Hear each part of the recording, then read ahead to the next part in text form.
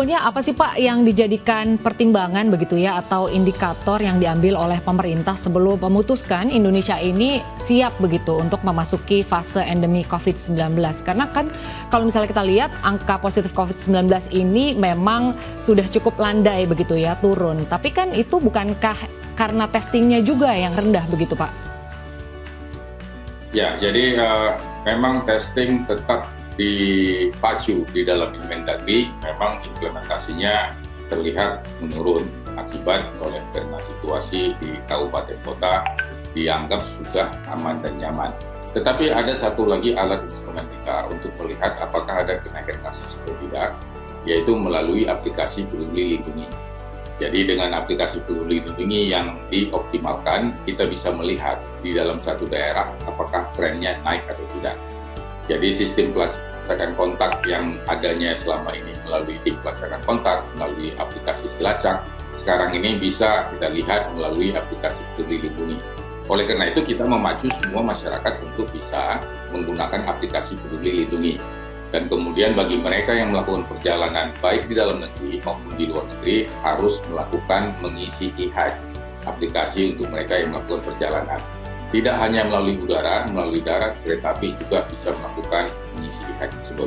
Jadi ada beberapa indikator yang harus kita lihat, bahwa indikator itu adalah laju penularan, harus kurang dari 1, ini sudah kita capai. Kemudian angka positivity rate bahkan sekarang sudah 3%, WHO mintanya 5%.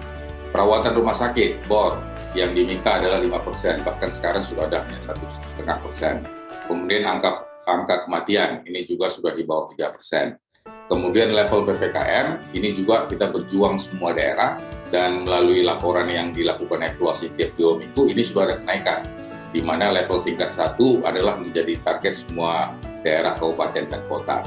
Dan kondisi ini harus terkendali dalam rentang waktu 6 bulan. Jadi benar apa yang disampaikan oleh Bapak Presiden, dalam 6 bulan itu kita evaluasi apakah kita semua bergerak ke dalam PPKM level 1, dan kemudian bagaimana angka booster vaksinasi pencapaiannya di setiap kabupaten kota, dan kemudian kita juga harus melihat positivity rate dari testing dan kemudian dari aplikasi Peduli Lindungi yang link terhadap hasil testing tersebut. Baik, Pak, beberapa waktu lalu Menteri Kesehatan RI Budi Gunadisadikin merespon kemungkinan Indonesia ini sudah masuk herd immunity, bahwa 99,6% warga Indonesia sudah mempunyai antibodi dan kebal akan COVID-19. Apakah ini berarti Indonesia sudah mencapai herd immunity atau malah bisa terancam gelombang lanjutan COVID-19 seperti misalnya di China begitu Pak? Ya, jadi tingkat imunitas penduduk Indonesia ada 2. Satu didapat karena dia terinfeksi, kemudian dia sembuh. Ini natural. Yang kedua melalui vaksinasi. Dan vaksinasi ini ada melalui vaksinasi 1, 2 yang disebut dengan vaksinasi dasar, dan kemudian booster.